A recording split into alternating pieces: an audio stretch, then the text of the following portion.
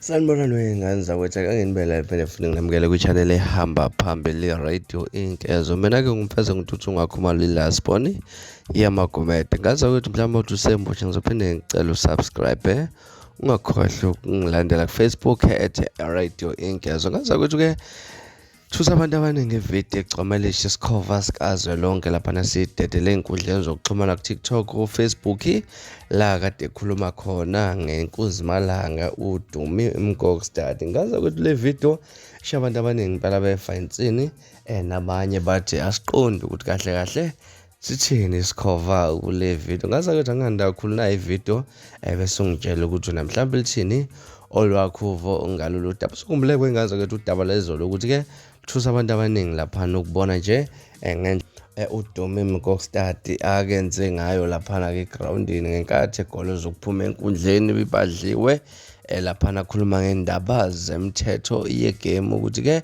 kuvunyelwe ngokuthi kwavumelana ngokuthi nale igcome lesha ingane zakithi liyagadla laphana-ke mayelana nje nobuqhwaga obenziwe insizwa laphana uDumi Mgokstad. Umfoka bani iBhayibheli leli? Ima wo, I'm Dumi.